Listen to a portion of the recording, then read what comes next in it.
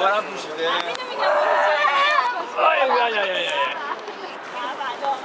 سلام. سلام.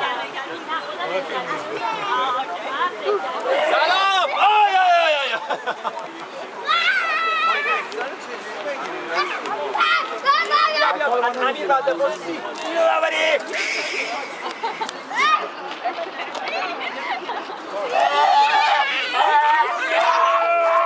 ماشاءالله رسول خیلی صداش کمه.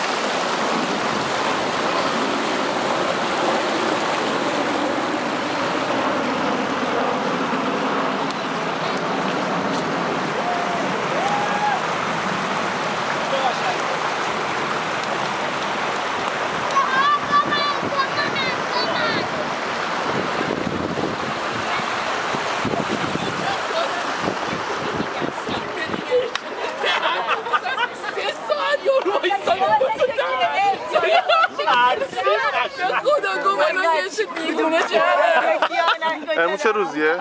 امروز 13 به 10 نیست ولی ما اومدیم اینجا 13 به 10 رو درک کردیم. خیلی هم خوش گذشت. هر کی هم نیومد از کفش رفت. 5 کیلو جوجه کباب هم موند. برای یک هفته جوجه کباب داریم. وای وای. در 13 به 10 در از 16 به 10. از اون لحاظ.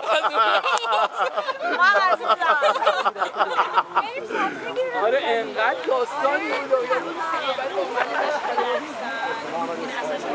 مسعود جان خوبی؟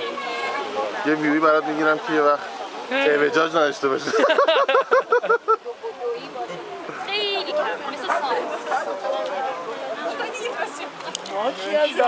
آرش جان خوبی؟ من مخلصم. امروز خوب بود؟ امیر جان اصلا امروز خیلی خوش گذشت. عالی. من اونجا هم گفتم خیلی. 13 به 10 ایور. واقعا.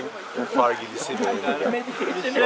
واقعا شما بچه‌ها همه دوستان خیلی خوش گذشت. ان سال بعد دوباره دور هم جمع ان بشیم. شاء الله حتی نره تا سال دیگه. آره نه من 13 به 10 سال دیگه هم جمع میشیم. به شما خوش گذشت جان. عالی بود. به من که خیلی خوش گذشت. خستگی این 2 ماهی که درس خوندم هم داره. حالا نظرتون واقعا درباره برنامه 90 چیه؟ یه ذره وقتیشو بیشتر کنم بهتره. من میشه مربیام تشکر کنم. بله. راستی ما جا داره اینجا تشکر کنیم از آزی عزیز.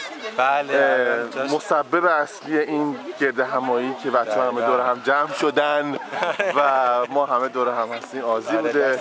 همت عالی ایشون بوده که از هممون ارگانایز کردن. بله ارگانایز کردن. بسیار سپاس فراوان بر شما. خداحافظ.